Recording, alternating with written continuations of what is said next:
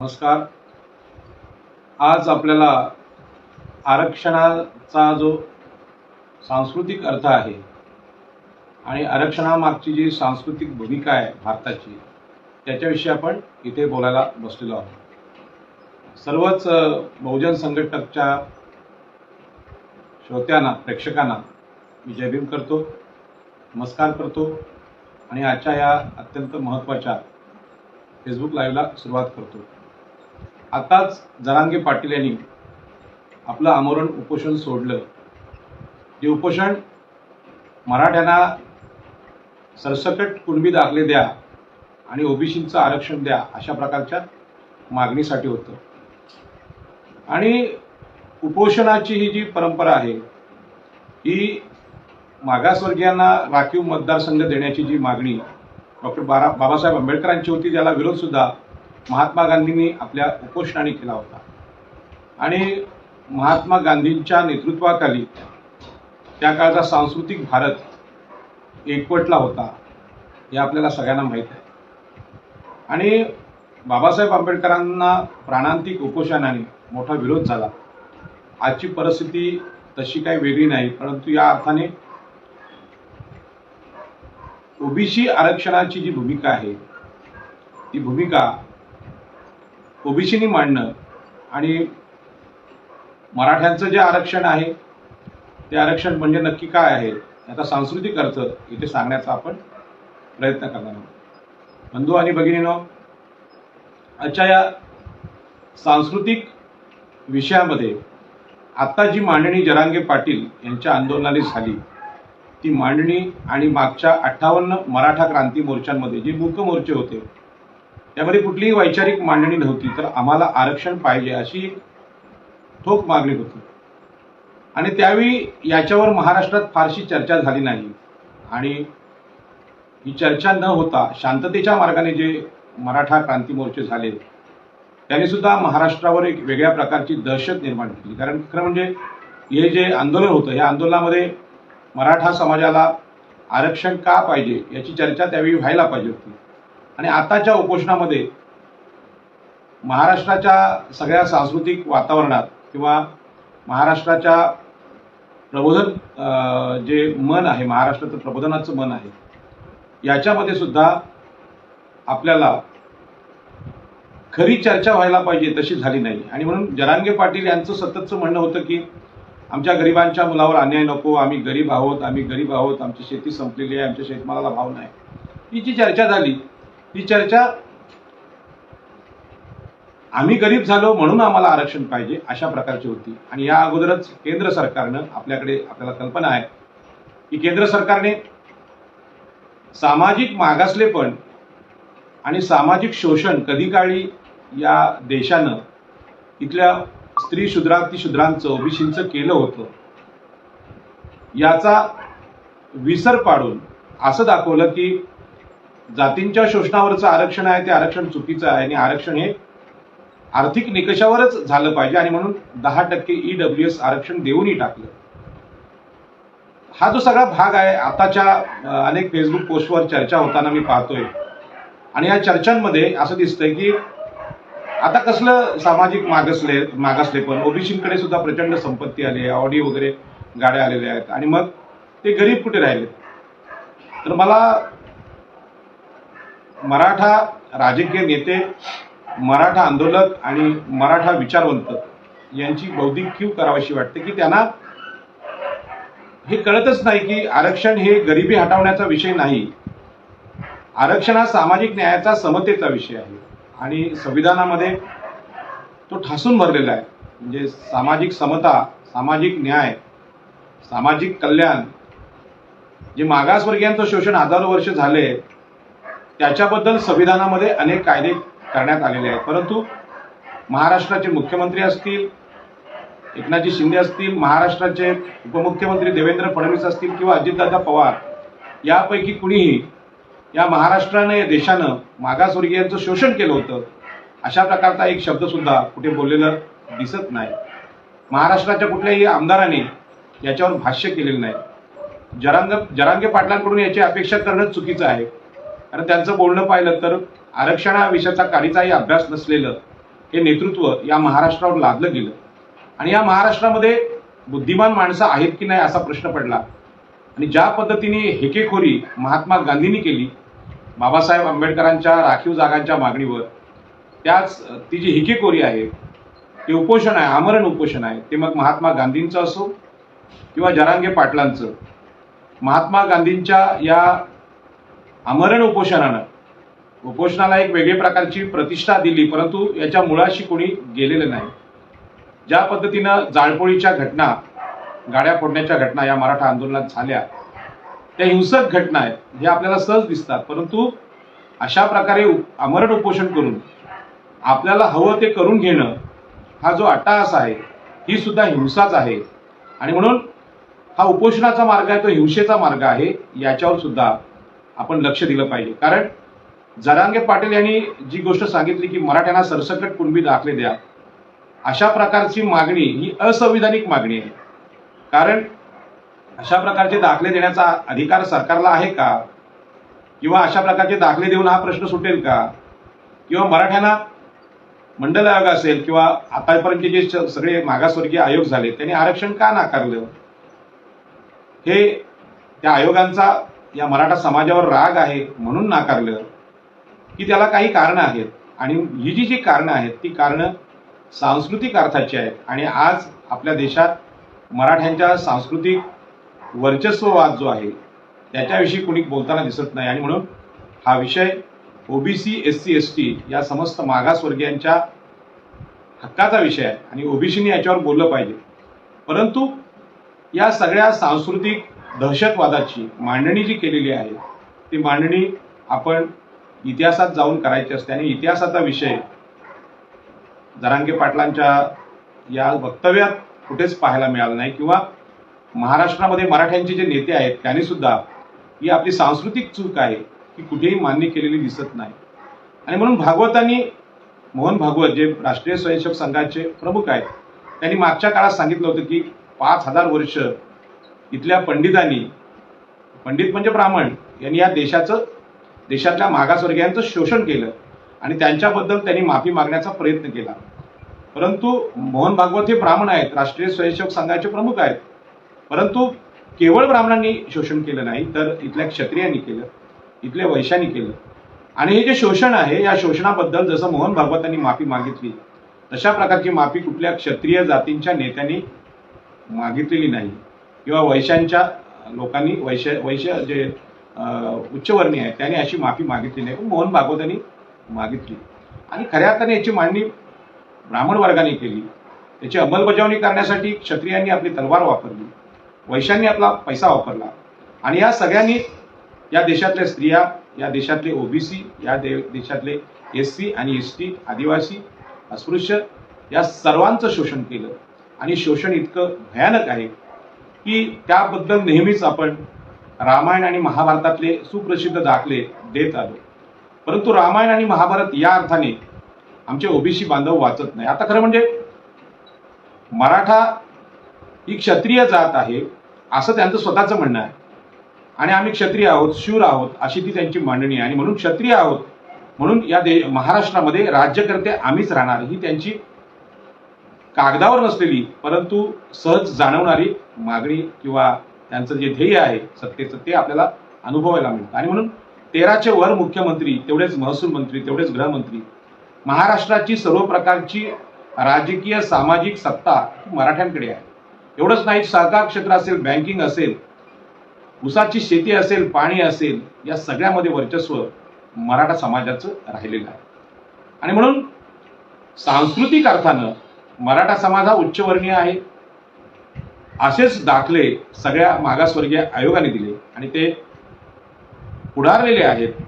त्यांचं कोणी शोषण केलेलं नाही, ते मागासवर्गीय नाहीत म्हणून त्यांना आरक्षणाची आवश्यकता नाही, तर त्यांनी ज्यांचं शोषण केलेलं आहे त्यांना आरक्षणाची आवश्यकता आहे. अशा प्रकारची मागासवर्ग आयोगाची मांडणी आहे.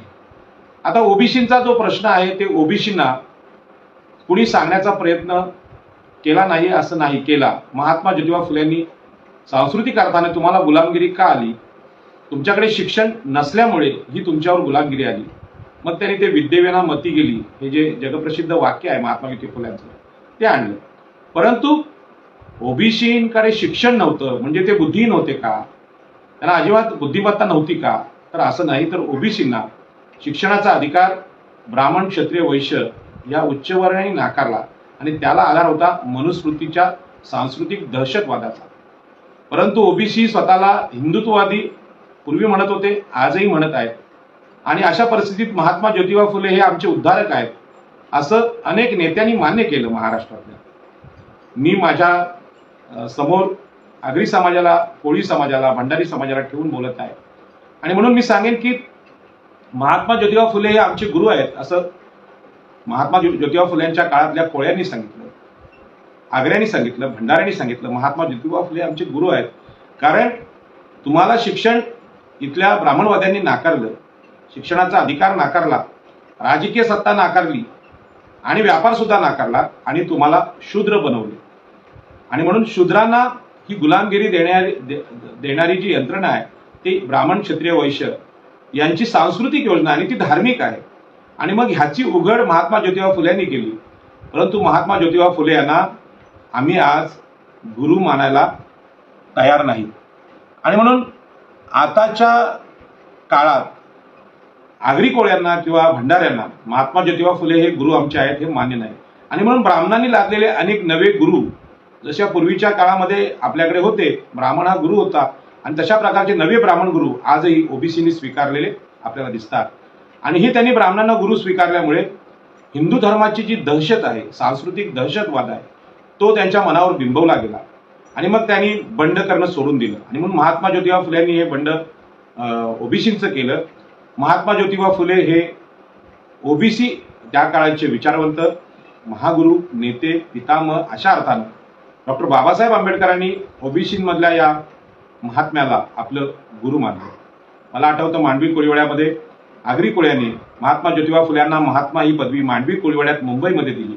पण हा विषय आज जर आम्ही आगरी कोळ्यांच्या तरुणांना सांगायला गेलो तर महात्मा ज्योतिबा फुले हे आमचे नेते नाहीत किंवा त्यांचा आमचा काडीचा संबंध नाही अशा प्रकारची राष्ट्रीय स्वयंसेवक संघाने लादलेली विचारसरणी ओबीसी तरुणांच्या मनावर आजही पाहायला मिळते. आणि म्हणून हा जो सांस्कृतिक दहशतवाद आहे की महात्मा फुल्यांना नाकारणारी ओबीसी मंडळी ही स्वतःचा आत्मघात करून घेत आहेत. महात्मा ज्योतिबा फुल्यांचं साहित्याचं वितरण हे ओबीसीमध्ये झालं पाहिजे.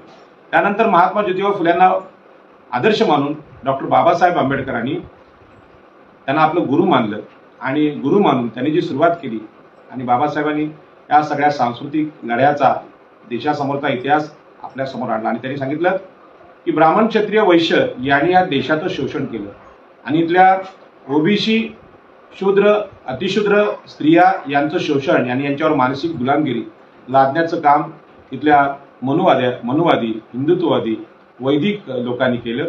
आणि त्यांचे प्रमुख हे ब्राह्मण क्षत्रिय वैश्य आहेत. आणि हे त्यांनी अनेक उदाहरणं देऊन समाजाची सगळी आकडेवारी सादर करून त्या काळच्या संविधान सभेत मांडलं आणि सांगितलं की बाबा ह्या लोकांनी जर देशाचं शोषण केले आणि देशामध्ये जी आज विषमता निर्माण झालेली आहे ही विषमता संपवल्याशिवाय देशामध्ये जी समता आणायची आहे, आपल्याला एक चांगलं बलवान असं राष्ट्र बनवायचं आहे आणि प्रत्येकाच्या हाताला काम द्यायचं आहे, प्रत्येकाचा जो बौद्धिक विकास आहे तो आपल्याला साधायचा आहे, मानवी विकास साधायचा आहे. याच्यामध्ये प्रगत अशा उच्चवर्णीयांच्या बरोबरीनं मागासवर्गीयांना आणणं हा आपला प्रयत्न आहे आणि संविधानाची ती दिशा आहे. अशा प्रकारचा विचार बाबासाहेब आंबेडकरांनी आपल्या अत्यंत महत्त्वाच्या, खूप उंचीच्या, हिमालया एवढ्या उंचीच्या जीवनामध्ये इथे साकार करून दाखवला. आणि म्हणून मागासवर्गीय, ओबीसी, एससी, एसटी यांच्या आरक्षणाचं नेतृत्व खरं म्हणजे बाबासाहेब आंबेडकरांकडे जातं. परंतु आरक्षण मागणारे लोक डॉक्टर बाबासाहेब आंबेडकरांना आपले आदर्श मानतात का, हा मोठा प्रश्न आहे. आणि म्हणून मराठा समाजाचं जे आताचं आंदोलन झालं की आम्हाला ओबीसी कुणबी दाखले पाहिजे, त्यामध्ये डॉक्टर बाबासाहेब आंबेडकरांचं चित्र कुठेच दिसत नाही. आणि म्हणून छत्रपती शिवाजी महाराजांना संपूर्ण महाराष्ट्रात आदर्श राजा मानतो. तो केवळ मराठा जातीचा राजा नाही.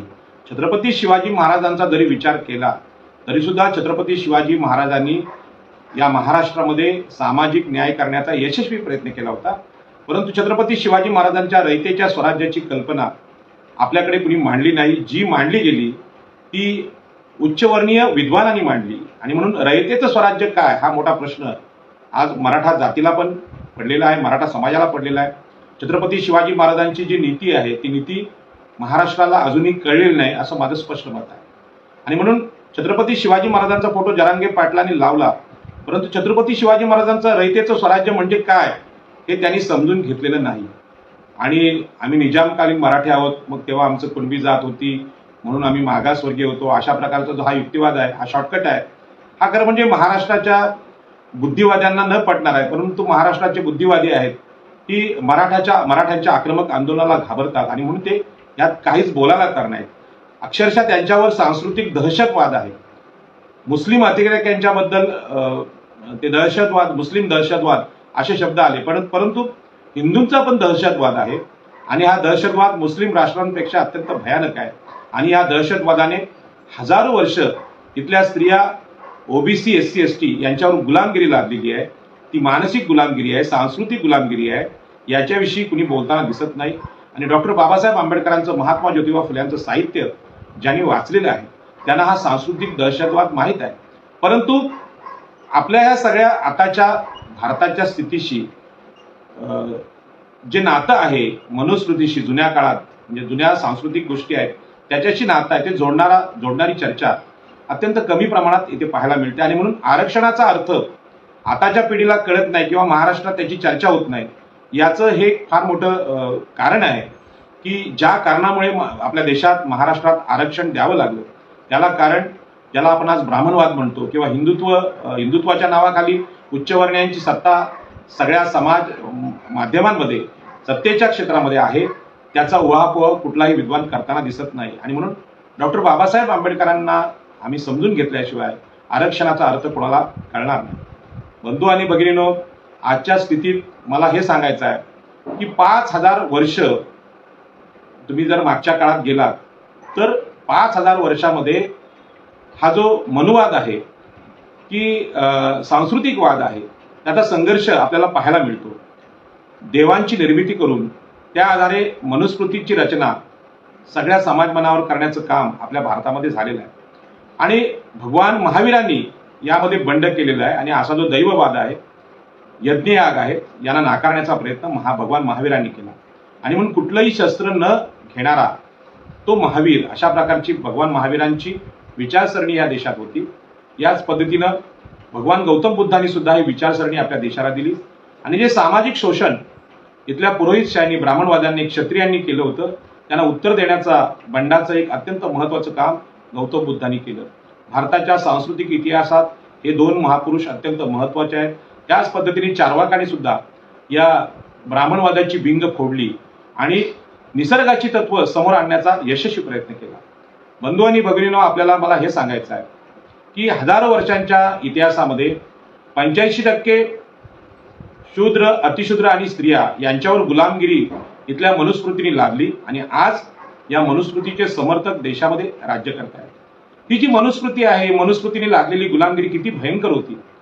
पुस्तकांना या सगळ्या ओबीसी, SC ST यांनी स्पर्शच करायचं नाही, त्यांनी ज्ञान ग्रहण करायचं नाही, सत्तेला सुद्धा स्पर्श करायचा नाही. त्या काळात ती सत्ता ही तलवारीच्या जोरावरची होती. तिला क्षत्रिय राजांची सत्ता असं नाव होतं. राजसत्ता हाती घ्यायची असेल तर लढाया कराव्या लागायच्या आणि लढण्याचा अधिकार फक्त ब्राह्मणांना, क्षत्रियांना आणि वैश्यांना दिला गेला. आणि ब्राह्मण क्षत्रियांच्या सत्तेचा वाद हा सगळ्यांना माहीत आहे. आपल्याला कल्पना आहे की तुम्ही पुराणांमध्ये हे ब्राह्मण आणि क्षत्रिय लोक कसे लढत होते. परशुराम या ब्राह्मणाने 21 वेळा क्षत्रियांचा निपात केला असं ब्राह्मण सांगतात. आणि 21 वेळा निपात करून सुद्धा क्षत्रिय कसे राहिले असा प्रश्न आज क्षत्रियांना पडलाय. परंतु ब्राह्मण, क्षत्रिय, वैश्य हे फक्त 15% होते. बिहारच्या जनगणनेने हे सिद्ध केलेलं आहे. यांच्यातलं जे सत्तेचं युद्ध आहे ते त्यांचा आपापसातलं आहे. 85% शूद्रांना म्हणजे ओबीसी, SC ST यांना सत्तेच्या कोणत्याच प्रवाहात सामील करून न घेणारी योजना आपल्या देशात होती. आणि म्हणून भारताच्या या सांस्कृतिक दहशतवादाचं जे चित्र आहे ते आम्ही डोळ्यासमोर आणलं पाहिजे, ते समजून घेतलं पाहिजे. यासाठी डॉक्टर बाबासाहेब आंबेडकरांचा क्रांती प्रतिक्रांती हा ग्रंथ वाचला पाहिजे. आम्ही शूद्रपूर्वी कोण होते हे सुद्धा आम्ही समजून घेतलं पाहिजे. या सगळ्या ग्रंथांमध्ये या देशानं इथल्या मागासवर्गीयांचं कसं आणि किती शोषण केलंय हा जो अनुभव आज लोकांना येतो, परंतु त्याचा इतिहास आम्ही समजून न घेतल्यामुळे मराठा आरक्षणाची आताची चर्चा ही गरीब आणि श्रीमंताच्या विषयावर होते. म्हणजे आम्ही किती गरीब आहोत, मग आम्हाला किती फी भरायला लागते, तुम्हाला कमी फी मध्ये शिक्षण मिळतं. पण ह्याची कारणं काय आहेत? शूद्रांकडे जमिनी नव्हत्या, जागा नव्हत्या, पाणी नव्हत्या, शेती नव्हतं. ज्ञानाचं मार्ग त्यांच्यासाठी बंद झाला होता. मानवी हक्कांची सगळी मार्ग आहेत किंवा हत्यारं आहेत ती त्यांना नाकारली गेली होती. आणि एवढं शोषण झाल्यानंतर त्या ओबीसी SC STच्या वर्गामध्ये स्वतंत्र मन कसं उभं राहणार, स्वतंत्र बुद्धी कशी उभी राहणार, एवढ्यापर्यंत हे शोषण झालेलं होतं. आजही तीच अवस्था आहे. आणि म्हणून स्वातंत्र्यानंतर संविधान येऊन सुद्धा सतत मराठा आणि ब्राह्मण मुख्यमंत्री पाहायला मिळतात. ते फार हुशार आहेत किंवा ते चांगले राज्य करतात अशातला भाग नाही. तर स्वातंत्र्यपूर्व काळामध्ये जो मनुवादी संस्कृती होती, ज्यांनी सत्ता, संपत्ती, शिक्षण, राजसत्ता यांचे अधिकार ब्राह्मण क्षत्रिय वैश्यांकडे दिले होते, तशाच प्रकारची सत्ता महाराष्ट्राच्या विधानसभेत, विधान परिषद आणि मंत्रालयामध्ये आजही पाहायला मिळते, किंबहुना ती देशातही पाहायला मिळते. आणि म्हणून या विषयावर फार कमी लोकांनी भाष्य केलेलं आहे. हे जे स्वातंत्र्य आहे, हे स्वातंत्र्य आपल्याला समजून घ्यायचं असेल तर भारतातली गरीब आणि श्रीमंत यांची जी दरी आहे आणि भारतातल्या वैदिक हिंदुत्वानी ब्राह्मणवाद्यांनी लादलेली जी गुलामगिरी आहे, ती गुलामगिरी सुद्धा आपल्याला समजून घेतली पाहिजे. आणि म्हणून आमरण उपोषण करणाऱ्यांनी बाबासाहेब आंबेडकरांना वेठीस धरलं, आज जरांगे पाटील यांना ओबीसीना वेठीस धरलं, आणि महाराष्ट्रावर संपूर्ण सत्ता ही ब्राह्मण आणि क्षत्रियांची असल्यामुळे जरांगे पाटलांच्या उपोषणाला प्रचंड महत्त्व दिलं गेलं. खरं म्हणजे महात्मा गांधींनी किमान देशभर दौरा करून काय काय चाललंय देशामध्ये, इंग्रज कशा प्रकारचं शोषण करतात, ते जागा करण्यासाठी लोकांचं प्रबोधन केलं होतं. परंतु जरांगे पाटलांचा कडे अशा प्रकारचा कुठलाही गुण किंवा शब्द सुद्धा पाहायला मिळत नाही. मग त्यांना महत्त्व एवढं मोठं का दिलं गेलं? तर याच्या पाठीमागची जी भावना आहे की मराठ्यांना सुप्रीम कोर्टाने आरक्षण नाकारलेलं आहे. सर्व मागासवर्गीय आयोगाने सांगितलं की मराठा ही मागासलेली जात नाही, ती क्षत्रिय जात आहे, राज्यकर्ता वर्ग आहे आणि यांना आरक्षणाची आवश्यकता नाही, सरकारी आयोग सांगतात. आणि न्यायालयात सुद्धा ते आरक्षण टिकत नाही, सुप्रीम कोर्टाने ते नाकारलेलं आहे. मग हे आरक्षण मिळणार नाही हे वास्तव आहे.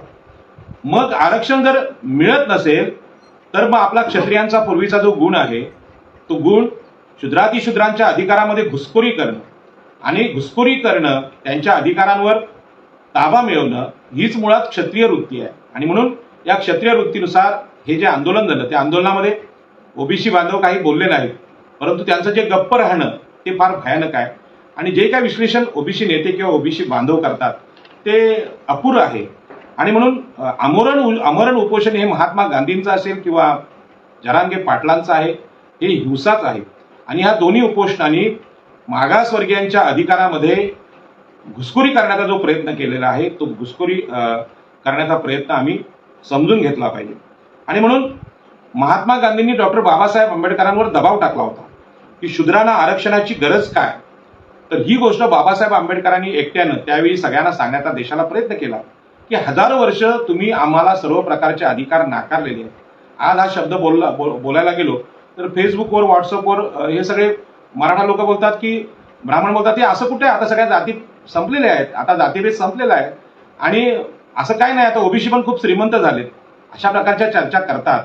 परंतु हा गरीब आणि श्रीमंतीचा विषय नाही. आणि म्हणून भारत आणि जगामधला जो फरक आहे शोषणाचा, तो मी या निमित्ताने तुम्हाला सांगू इच्छितो. माझं बोलणं हे कदाचित खूप मोठं होतं, कारण मला माझ्या ओबीसी बांधवांना, शूद्रांना समजावण्याची माझी भूमिका असते. कुठली तरी प्रतिक्रिया द्यायची तिखट आणि लोकप्रिय व्हायचं, अशा प्रकारचा माझा हेतू नाही. त्यामुळे मी जास्त वेळ घेतो. अनेक लोकांची तक्रार आहे की पाटील साहेब तुम्ही दीड तास बोलता आणि एवढं कोण बघणार. मला कल्पना आहे की एवढं कोण बघणार असं लोकांच्या मनात प्रश्न आहे. परंतु एखादा विषय, त्या विषयाला न्याय दिल्याशिवाय एखाद्यावर आरोप करणं, म्हणजे मराठा समाजावर सुद्धा चुकीचे आरोप करणं मला अजिबात आवडणार नाही. त्यांना सुद्धा जुन्या गोष्टींची उकल करून देणं ही काळाची गरज आहे. कारण ते आता सध्या फक्त गरीब आणि श्रीमंत एवढाच विषय घेऊन बसलेत. जरांगे पाटलांची सगळी स्टेटमेंट आम्ही किती गरीब आहोत, गरिबांच्या मुलावर अन्याय करू नका, अशा प्रकारचे आहे. परंतु तुम्ही जर गरीब आहात तर इथला आदिवासी किती गरीब आहे, इथल्या SC जाती किती गरीब आहे, इथले ओबीसी किती गरीब आहे, याचं सुद्धा अवलोकन आपण केलं पाहिजे. आणि आपल्या वस्तीच्या आजूबाजूला ही माणसं राहतात, ती सफाईची कामं करतात, ती कष्टाची कामं करतात, अंगमेहनतीची कामं करतात, ज्यांना कुठलीही प्रतिष्ठा नाही, अशा प्रकारची हलकी कामं ते शूद्रातिशूद्र करतात. अशा प्रकारची कामं मराठा बांधवांना करायला लागत नाही, हे महाराष्ट्राला मी जाणीवपूर्वक सांगतो. आता जो जरांगे पाटलांनी इथे जी चर्चा केली की आम्ही मराठी गरीब आहोत, आता मराठ्यांमध्ये श्रीमंत लोक राहिले नाहीत आणि म्हणून आम्हाला आरक्षण पाहिजे, त्यांची जी मागणी आहे त्यांचं प्रबोधन मी करतो की आरक्षण हे गरिबी नष्ट करण्याचा विषयच नाही. आणि म्हणून भारतामध्ये जो सांस्कृतिक दहशतवाद आहे हिंदू धर्माचा किंवा वैदिक धर्माचा किंवा ब्राह्मण धर्माचा, तो असा आहे की जगामध्ये श्रीमंत गरीब अशा प्रकारचे वर्ग होते आणि आहेत.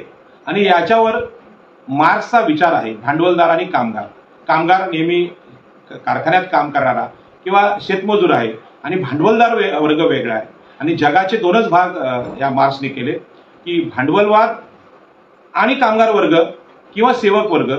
त्या सेवक वर्गाचं कामगारांचं शोषण भांडवलदार करतो आणि ती भांडवलदारी नष्ट झाली पाहिजे. अशा प्रकारचा गरीब आणि श्रीमंतीचा विषय जगामध्ये मांडला गेला आणि जगामध्ये अशा प्रकारचं वर्ग आहे. परंतु भारतामध्ये हे जे गरीब श्रीमंतीचा वर्ग आहे हा एवढाच विषय नाही. आणि म्हणून नरेंद्र मोदींनी देशामध्ये आर्थिक निकषावरचं ईडब्ल्यू जे आरक्षण टाकलेलं आहे, ते आरक्षण देण्याचा आरक्षण देण्याचा हेतू आहे की ते सांगायचा प्रयत्न करतात की गरीब आणि श्रीमंत असे दोनच वर्ग जगात असतात, जात वगैरे काय नसते. परंतु नरेंद्र मोदी, त्यांचा भाजपा, त्यांचा राष्ट्रीय संघ, त्यांचे मित्र ब्राह्मण, क्षत्रिय आणि वैश्य, आता जे अदानी आणि अंबानी वैश्य म्हणून पुढे आलेले आहेत जास्त संख्येने, म्हणजे क्षत्रिय आणि ब्राह्मणांपेक्षा ते पुढे आलेले आहेत. आणि त्याच्यामुळे ते असं दाखवायचा प्रयत्न करतात की गरीब आणि श्रीमंत अशीच एक दरी आहे किंवा अशाच दोन जाती आहेत. वरती ते सांगतात की गरीबीला जात नसते. हे गडकरींपासून फडणवीस सगळेजण बोलायला लागले. आणि या देशामध्ये ते असं सांगू इच्छितात की गरीब आणि श्रीमंत असे दोन्हीच भाग जगामध्ये असतात. परंतु हे खोटं आहे. सत्य काय आहे तर या देशातल्या ब्राह्मणवाद्यांनी, या देशातल्या मनुवाद्यांनी भारताचं शोषण असं केलं की ते वर्णव्यवस्था तयार केली. आणि त्या वर्णव्यवस्थेमध्ये ब्राह्मण, क्षत्रिय, वैश्य, शूद्र आणि अतिशूद्र आणि स्त्रिया अशा प्रकारची रचना केली. ब्राह्मण, क्षत्रिय, वैश्य यांना सर्व संपत्तीचे, राजकीय सत्तेचे, शिक्षण सत्तेचे पूर्ण अधिकार दिले गेले, ज्यांची संख्या फक्त 15% आहे. आणि 85% लोकांना हे सगळ्या प्रकारचे अधिकार नाकारले आणि त्यांच्या कष्टावर, त्यांच्या शोषणावर राज्य करण्याचं काम या ब्राह्मण, क्षत्रिय, वैश्य यांनी केले. आणि त्यांनी हजारो वर्ष या शूद्रातिशूद्रांचं, ओबीसी, SC, ST यांचं एवढं शोषण केलं की त्यांना स्वातंत्र्य काय असतं, शिक्षण काय असतं, पुस्तकं काय असतात, लढणं काय असतं हे विसरायला लावलं. आणि म्हणून आजही तुम्ही पाहत असाल की ओबीसी, SC, ST यांच्या तरुण मुलांपैकी कुणीही बोलायला तयार नाही. ज्या कुणब्यांचे दाखले मराठा समाज मागतोय त्या कुणब्यांची कोकणातली अवस्था तुम्ही पाहिली, अत्यंत बिकट अवस्था आहे. आणि महाराष्ट्राला सांगणं आहे माझं, खास करून मुख्यमंत्री एकनाथ शिंदेना, तुम्ही मराठा हे कुणबी आहेत तर एखादा मुख्यमंत्री दाखवा कुणब्यांचा, ओबीसीचा. तो मुख्यमंत्री का होऊ शकत नाही? राजकीय सत्ता ही स्वतःला क्षत्रिय समजणाऱ्या मराठ्यांकडेच काय? आता चर्चा व्हायला लागल्या की अनेक मराठा सत्ताधाऱ्यांनी ओबीसीचे दाखले चोरून घेतलेले आहेत आणि ज्यांनी दाखले चोरून घेतलेले आहेत, फसवून घेतलेले आहेत, त्यांची चोरी पांढरी करण्याचं किंवा त्यांना मान्यता देण्याचं काम महाराष्ट्र राज्यामध्ये प्रत्येक जिल्ह्यामध्ये मराठ्यांना ओबीसी दाखले देण्याच्या नव्या GRने सुरू आहे. आणि आम्हाला माहित आहे ओबीसीना की अशा प्रकारचे अनेक दाखले या उच्चवर्णीयांनी घेतलेले आहेत. कोपरखरणेमध्ये मी पाहिलं की अनेक मराठा आणि ब्राह्मणांनी मागासवर्गीयांचे दाखले घेऊन सिडकोची घरं, सिडकोचे प्लॉट घेतलेले आहेत. कोपरखरणे स्टेशन समोर अशी मी प्रत्यक्ष कहाणी पाहिली. आणि असे प्रकार खूप घडलेले आहेत. पण गरीब आणि श्रीमंत हा मार्क्सचा विचार जगात असला तरी तसाच विचार आमच्या देशात आहे. इथे जातीचं शोषण नाही आणि जातींची जनगणना इंग्रजांनी करून हे शोषण समोर आणलं, अशा प्रकारचा आरोप इंग्रजांवर करणारे अनेक हिंदुत्ववादी, वैदिक आणि ब्राह्मणी लोक आहेत, संघ परिवाराचे लोक आहेत. परंतु जात हे वास्तव आहे. आणि म्हणून जात हे वास्तव आहे म्हणून आदिवासी एकलव्याचा अंगठा कापून काढणारा द्रोणाचार्य इथे आहे. आदिवासींना शिक्षण नाकारणारा द्रोणाचार्य व्यवस्था इथे आहे. शंभूक नावाच्या शूद्रांनी अभ्यास केला, तो तपाला बसला म्हणून त्याला ठार करणारा क्षत्रिय राजा राम इथे आहे. ही जी सगळी उदाहरणं आहेत, अशी अनेक आणि असंख्य उदाहरणं भारतातल्या पुराणांमध्ये आहेत. परंतु त्यांचा शोध घेण्याची क्षमता आपल्या आताच्या साहित्यिकांमध्ये नाही किंवा त्याची मांडणी आम्हाला पाहायला मिळत नाही. आणि म्हणून हजारो वर्ष या मागासवर्गीयांना वर्णव्यवस्था निर्माण करून हे शोषण लादलं गेलं. आणि वर्णव्यवस्था म्हणजे तरी काय, तर ज्या जातीमध्ये ब्राह्मण क्षत्रिय वैश्य यांच्यामध्ये जो जन्माला आला तो सत्ताधारी, आणि ओबीसी एससी एसटी याच्यामध्ये जन्माला आला तो शूद्र, तो हलका, त्याला कुठलीही साधन संपत्ती मिळणार नाही, जमिनी मिळणार नाहीत, पाणी मिळणार नाही, जंगल मिळणार नाहीत, शिक्षण मिळणार नाही, आरक्षण मिळणार नाही. अशा प्रकारची आरक्षण म्हणजे संधी मिळणार नाही, अशा प्रकारची रचना इथल्या वर्णव्यवस्थेने केली. आणि ही वर्णव्यवस्था संपली पाहिजे अशा प्रकारचं म्हणणं भारतीय संविधानाचे शिल्पकार डॉक्टर बाबासाहेब आंबेडकर यांचं आहे. आणि या वर्णव्यवस्थेचा फटका बाबासाहेब आंबेडकरांना प्रचंड बसला आणि जगाचा अभ्यास केलेल्या अत्यंत संवेदनशील आणि करुणामय अशा या महामानवानं या देशामध्ये सामाजिक न्याय करण्याचा प्रयत्न केला. हा सामाजिक न्याय म्हणजे ही वर्णव्यवस्था संपवणं. या वर्णव्यवस्थेमध्ये मराठा बांधव आज कुठे आहेत याचा शोध स्वतः मराठा बांधवांनी घेतला पाहिजे. आम्ही आदिवासींसारखे आहोत का, आम्ही एससी अस्पृश्य जातींसारखे आहोत का, आम्ही ओबीसीसारखे आहोत का. ओबीसींचं सांगायला गेलं तर ओबीसी म्हणून कोकणातल्या आगरी, कोळी, भंडारी, कराडी या जातींना जमीन मालकी नव्हती. ते शेतामध्ये कुळ म्हणून काम करायचे आणि कसेल त्याची जमीन हा कुळ कायदा कोकणामध्ये डॉक्टर बाबासाहेब आंबेडकर, नारायण नागू पाटील यांनी केला आणि त्यांना जमिनींचा अधिकार मिळायला सुरुवात झाली. परंतु आज डोंबिवलीमध्ये कोल्हे नावाचं गाव आहे. या गावामध्ये गुजरातचा देडिया नावाचा सावकार बिल्डर हा कुळ आलेला आहे. कुळाची जी डेफिनेशन आहे ती जमीन कसणं याची होती. आज जे मराठा जमीनदार आहेत त्यांना माझं सांगणं आहे की तुम्ही शेतकरी म्हणून, आम्ही शेतकरी म्हणून हलके आहोत असं तुम्ही प्रश्न करता आणि म्हणून आम्ही गरीब आहोत असं म्हणता. परंतु तुमच्या शेतामध्ये काम करणारे शेतमजूर कोण आहेत याचा शोध घ्या. शेतमजुरांच्या जाती कोणत्या आहेत. शेतीची नुकसान भरपाई शेतकऱ्याला मिळते, परंतु शेतात काम करणाऱ्या मजुरांना काय मिळतं, शेतमजुरांना काय मिळतं, त्या शेतमजुरांची स्थिती काय आहे, त्यांना शिक्षण आहे का, त्यांना नोकऱ्या आहेत का, याचा कधी विचार तुम्ही केला. तुम्ही शेतकरी आहात, 1 एकर 2 एकरचे मालक आहात, काहीतरी तुमच्याकडे आहे, पण शेतमजुराकडे काय, तो फक्त शेती करतो, दुसऱ्याच्या शेतात काम करतो. आणि मग हा जो शूद्र आहे या शूद्राची चर्चा महाराष्ट्रामध्ये कधी होत नाही. शेतीची जी नुकसान भरपाई आहे ती शेतमजुरांना कधीच भेटत नाही, शेतकऱ्यांना मिळते. पण शेतकऱ्यांना सुद्धा जो अहंकार आहे, जरांगे पाटील हे आडनाव लावायची हौस मोठ्या प्रमाणात आहे. आता आमच्याकडे आम्ही आगरी पाटील आहोत, परंतु ही पाटीलकी गाव प्रमुखाची किंवा जमीनदारी वृत्तीची नाही. बाबासाहेब आंबेडकरांनी आम्हाला कुळ कायद्याने जमिनी दिल्या, आम्ही अत्यंत 10 गुंठे 20 गुंठे जमिनीचे मालक आहोत. त्यामुळे पाटील या शब्दातला जो गर्व आहे किंवा क्षत्रिय अहंकार आहे तो कोकणातल्या पाटलांमध्ये नाही. आणि म्हणजे जरांगे पाटील, कोळशे पाटील ही जी आडनाव आहेत हा अट्टास आहे की आम्ही मराठा आहोत, आम्ही क्षत्रिय आहोत, ही प्रतिष्ठा क्षत्रियत्वाची आम्हाला पाहिजे. आमच्याकडे असा कुठलीही मानसिकता पाटील आडनावाच्या लोकांमध्ये पाहायला मिळत नाही किंवा कोकणामध्ये आता स्वतःला पाटील किंवा क्षत्रिय घोषित करण्याचा प्रयत्न कोणी करत नाही. आणि म्हणून हा जो त्याच्या पाठीमागचा सूक्ष्म अहंकार आहे तो अहंकार ब्राह्मण, क्षत्रिय, वैश्य यांचा आहे. आणि त्या अहंकाराने इतर मागासवर्गीयांना आपले जे अधिकार आहेत ते नाकारले. आणि म्हणून हे अधिकार नाकारून जी अवस्था मागासवर्गीयांची झाली आणि त्यांच्यावर जी गुलामगिरी लादली गेली त्याची चर्चा वर्तमान महाराष्ट्राच्या आरक्षणाच्या आंदोलनात पाहायला मिळत नाही. आणि म्हणून या शोषणामागे जो ब्राह्मणवाद आहे त्या ब्राह्मणवादाची माफी फडणवीस मागायला तयार नाहीत. खरं म्हणजे फडणवीसांनी जाहीरपणे बोललं पाहिजे की हे जे आरक्षण आहे ते आरक्षणाची निर्मिती का केली गेली, तर या ब्राह्मण, क्षत्रिय, वैश्य यांच्या मागच्या पिढ्यांनी इथल्या ओबीसी एससी एसटी यांचं शोषण केलं आणि त्यांना बरोबरीने आणण्यासाठी आरक्षण आहे. मुख्यमंत्री, उपमुख्यमंत्री ही जी पदं आहेत ही अत्यंत महत्वाची पदं आहेत आणि त्यांनी कधीतरी सत्य बोललं पाहिजे, खरं बोललं पाहिजे. आरक्षणाच्या या चर्चेत ते बोलायला तयार नाहीत. अलीकडेच राजकीय भूमिका फडणवीसांची बदललेली आहे, बीजेपीची बदललेली आहे. पूर्वी ते बोलायचे हिंदू हित की बात करेगा वही देश पे राज करेगा. आता हिंदू हित म्हणजे काय, तर हिंदू हित म्हणजे ब्राह्मण, क्षत्रिय, वैश्य यांचं हित, ओबीसी एससी एसटी यांचं हित नाही. ते शूद्रांचं शोषण करणं म्हणजेच हिंदुत्व आहे.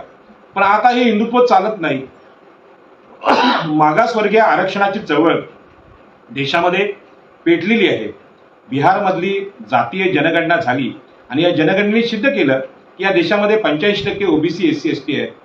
आणि भाजपचे विरोधक राहुलजी गांधी यांनी सुद्धा सांगितली की जातनिहाय जनगणना करणं हे काँग्रेसचं ध्येय आहे. ते विरोधी पक्ष म्हणून जी भूमिका काँग्रेसने घेतली त्याचा परिणाम भाजपाच्या राजकारणावर पाहायला मिळतो. आणि म्हणून आता ते बोलायला लागले की आमचा डीएनए ओबीसीचा आहे आणि आम्ही ओबीसी हित की बात करेगा वही देश पे राज करेगा अशा प्रकारची नवी घोषणा या फडणवीसांनी आणलेली आहे. फडणवीस साहेबांना माझं सांगणं आहे की शूद्रांची निर्मिती कोणी केली हो? म्हणजे शूद्र हा मोठा वर्ण, शूद्र वर्ण तयार कोणी केला? तर त्याची निर्मिती ही मनुस्मृतीच्या माध्यमातून इथल्या ब्राह्मणांनी केली. आणि ते महापाप जे ब्राह्मण नेतृत्व करतात सत्तेमधले त्यांचं आहे. आणि त्या ब्राह्मणांना सहकार्य करण्याचं, तलवारीची साथ देणारे जे क्षत्रिय आहेत त्यांच्याकडे महापाप जातं. आणि या महापापाचं परिमार्जन करणं म्हणजे आरक्षण आहे. आमच्या पूर्वजांनी ज्या शूद्रातिशूद्रांना जी संधी नाकारली, ती नाकारलेली संधी देण्याचं काम बाबासाहेब आंबेडकरांच्या संविधानाने केलं. आणि सांगितलं की तुम्ही हजारो वर्ष ज्याला पायाखाली चिरडलेला आहे, दाबलेला आहे, त्यांना संधीचे सगळे मार्ग त्यांचे रोखलेले आहेत, ते मार्ग या आरक्षणाच्या माध्यमातून मिळणार आहे. ती संधी आहे. आणि म्हणून अशा प्रकारचे आरक्षणाचे मार्ग म्हणजे संधीचे मार्ग मराठा बांधवांना कोणी नाकारले होते? सगळे मुख्यमंत्री तुमचे, सगळे महसूल मंत्री तुमचे, सगळे गृहमंत्री तुमचे, म्हणजे उच्चवर्णीयांचे. मग तुम्हाला आडवं कोण आलं होतं? जर तुमचेच लोक तुम्हाला आडवे आले असतील तर तुमची ती अंतर्गत लढाई आहे. पण त्याचं खापर ओबीसीवर जे फोडलं जात आहे की ओबीसीने आमचं खाल्लं. काय खाल्लं हो तुमचं? ओबीसी हा शेतमजूर आहे, ओबीसी हा कामगार आहे, शूद्रातिशूद्र आहे, ज्यांनी मनुस्मृतीने यांच्यावर सेवेची जबाबदारी सोपवली, ज्यांनी नेहमीच देशामध्ये निर्मितीचं काम खाल्लं, त्यांनी कोणीच तुमचं खाल्लेलं नाही. तर आमचं खाल्लंय कोणी? या ब्राह्मण, क्षत्रिय, वैश्य हे ऐकाव आहे, यांनी खाल्लेलं आहे. आणि म्हणून हा आरोप जो ओबीसीवर होतोय त्या आरोपाचा मी धिक्कार करतो. आणि पुन्हा एकदा देशाची आठवण करून सांगतो, कोण आहे कुंभार, कोण आहे लोहार, कोण आहे सुतार, कोण आहे चर्मकार? हे सगळे लोक, कष्टकरी लोक, हे शूद्रातिशूद्रांचे आहेत.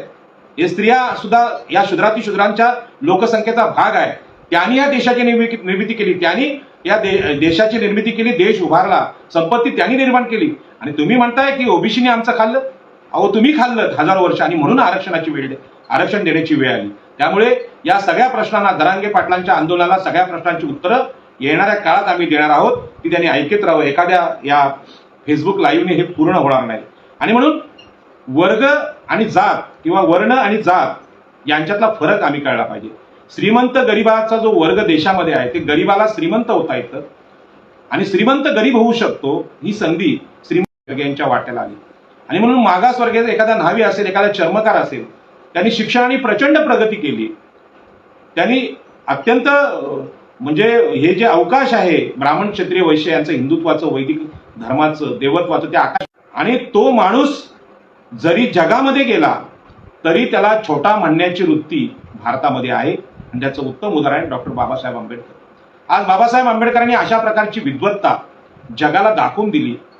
जगामध्ये अत्यंत मान्यता पावलेला अत्यंत महान असा विद्वान डॉक्टर बाबासाहेब आंबेडकरांच्या मध्ये आपल्याला पाहायला मिळाला. त्यांनी संविधान लिहिलं, तरी त्या संविधान निर्मात्याला, आरक्षणाचा न्याय करणाऱ्या महामानवाला जरांगे पाटलांचं आंदोलन मान देत नाही. आणि म्हणून छत्रपती शिवाजी महाराज हे तुमच्या जातीचे म्हणून तुम्हाला त्यांचा अभिमान असेल, तर या छत्रपती शिवाजी महाराजांना आदर्श राजा मानण्याचं काम हे महात्मा ज्योतिबा फुले आणि डॉक्टर बाबासाहेब आंबेडकरांनी केले. आणि म्हणून महात्मा ज्योतिबा फुले आणि छत्रपती शिवाजी महाराजांची समाधी शोधून काढली, ते ओबीसी आहेत.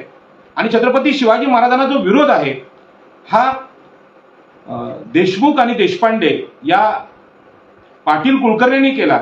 आणि ह्यांच्या गड्या उद्ध्वस्त करा, यांना नेस्त नाबूद करा, हे छत्रपती शिवाजी महाराजांच्या स्वराज्याचं पहिलं काम होतं. आणि त्यांनी अशा माध्यमातून या देशामध्ये छत्रपती शिवाजी महाराजांनी सुद्धा समता आणली.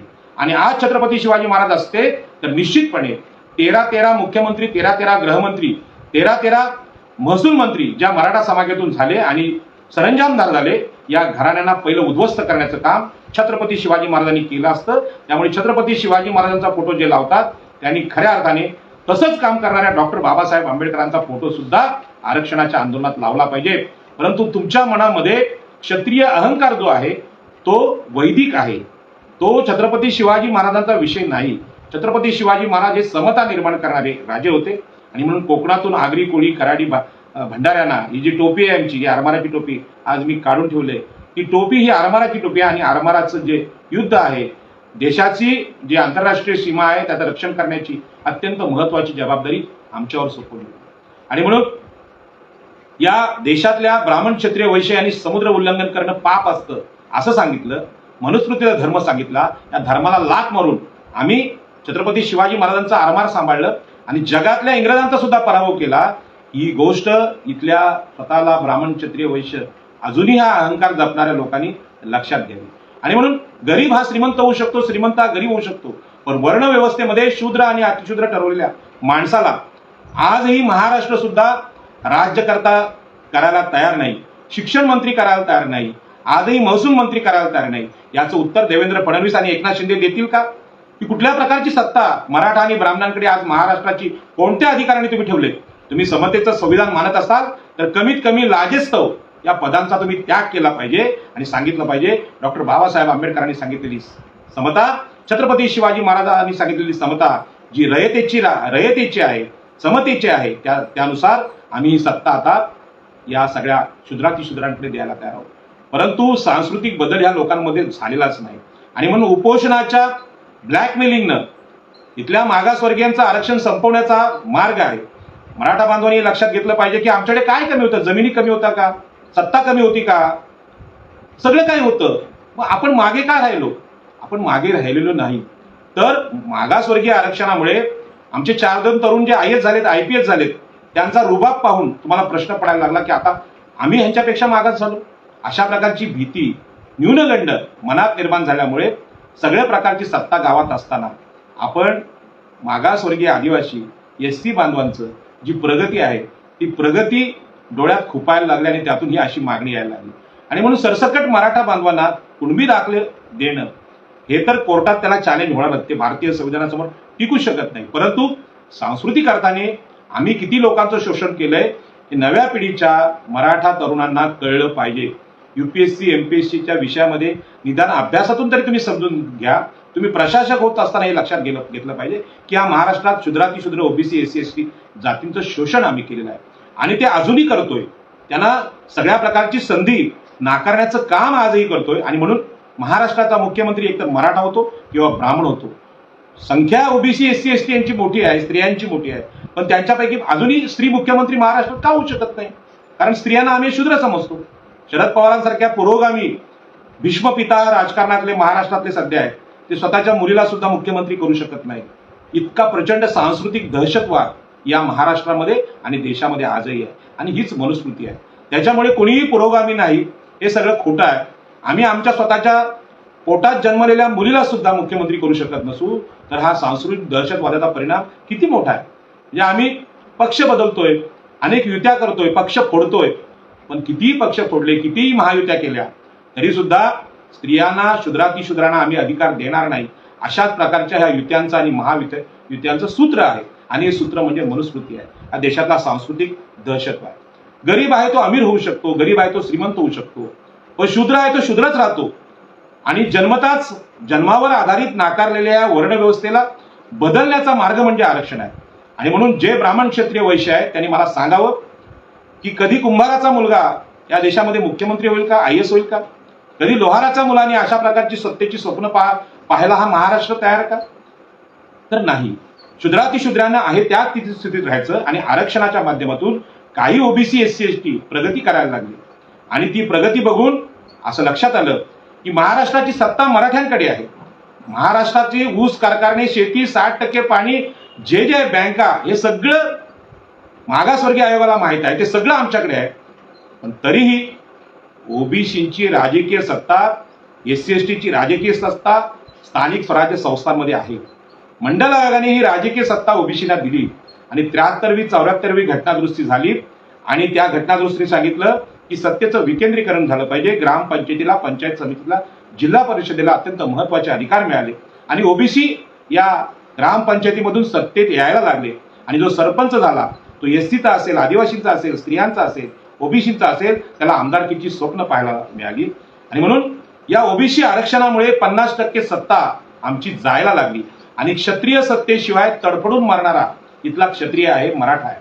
आणि म्हणून ज्या आत्महत्या मराठा बांधवाला आश्चर्य वाटतं की आदिवासी, कधी स्त्रिया, कधी SC, कधी OBC गरिबी आली म्हणून आत्महत्या करत नाहीत.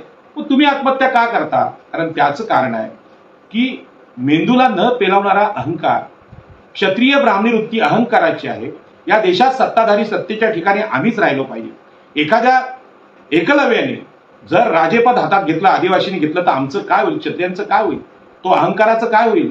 तळपळाची आग मस्तकाला जाते आणि एखादा शूद्र जर प्राध्यापक झाला, एखादा शूद्र जर एखाद्या विद्यापीठाचा प्रमुख झाला, डॉक्टर झाला, तर आमचं काय होईल? हा जो अहंकार आहे, त्या अहंकार म्हणजे हा होऊ नये, आणि हा होऊ नये हा जो अहंकार आहे, दुसऱ्याच्या प्रगतीने दुःखी होणारा हा ब्राह्मण्यवादी विचार आहे, विषमतेचा विचार आहे, हा सांस्कृतिक विचार देशामध्ये रुजू पाहतोय. आणि म्हणून मग आम्ही आरक्षणासाठी आत्महत्या केल्याचं भांडवल होते. म्हणजे तुमच्याकडे सगळ्या प्रकारची सत्ता आहे आणि मग आरक्षणासाठी आत्महत्या का करावी लागते? शौर्य कोणतं? आत्महत्या हे शौर्य नाही. मानवी जीवन अमूल्य आहे आणि मानवी जीवन अमूल्य असेल तर आत्महत्या हा पराभव आहे, मानवी जीवनाचा पराभव आहे, नामुष्की आहे. दुसरं तुम्हाला कुणी मारलेलं नाही, स्वतःच जर तुम्ही आत्महत्या करत असाल, यासारखा मानवी बुद्धीचा, मानवी स्वातंत्र्याचा दुसरा कोणताही पराभव नाही. आणि मग त्याचं समर्थन कोणी करू नये. आरक्षण ही जी तुमची जी मागणी आहे, ती मागणी बघा एकदा ओबीसीकडे, एससी एसटीकडे बघा, काय त्यांना भेटलंय? तुम्ही नाकारलंय कोणी? शिक्षण सर्वांना सारखं देण्याची ताकद महाराष्ट्राच्या सत्तेमध्ये आहे, एवढा पैसा महाराष्ट्रात आहे. मग सत्ता शिक्षणाचा अधिकार नाकारला कोणी? फी भरायला लागते, ते शिक्षण सम्राट कोण आहे? मराठ्यांचे तर शिक्षण सम्राट आहे. मराठा आणि ब्राह्मणांकडे सगळं शिक्षण आहे. मग तुम्हाला तुमच्याच लोकांनी शिक्षण नाकारलंय, ते तुम्हाला नाही नाकारलंय, ते सगळ्या ओबीसी एससी एसटीला नाकारलंय. आणि त्यांना कुठे एखादा मुलगा, एखादा विद्यार्थी आरक्षणाच्या माध्यमातून प्रतिनिधित्व म्हणून पुढे चाललाय, तर ते पोटात दुखायला लागलं आणि म्हणून तुम्ही ओबीसी आरक्षणाची मागणी करताय. हे जेव्हा राजकीय सत्ता स्थानिक स्वराज्य संस्थांमध्ये आली आणि ती सत्ता त्यांना मिळायला नको, या पोटी ओबीसी आरक्षणाची मागणी आली. तुम्ही जर खरोखर गरीब झाला तर तुमच्यासाठी ईडब्ल्यूएस आरक्षण न मागता मोदींनी दिलेलं आहे. त्याच्यामध्ये पण 80% नोकऱ्या, 80% जागा, युपीएससी एमपीएससीच्या जागा मराठा बांधवांकडे आहेत. मग तुम्हाला ईडब्ल्यूएस मध्ये पूर्ण प्रतिनिधित्व मिळलंय. मग आता आणखी कुणबी दाखले कशासाठी पाहिजेत? तर ही जी राजकीय सत्ता शूद्रांकडे आले, ओबीसी एससी एसटीकडे आले, ती सत्ता जर आमची गेली तर या देशामध्ये आमचा मान काय राहील, ही भीती इथल्या क्षत्रियांना वाटायला लागली.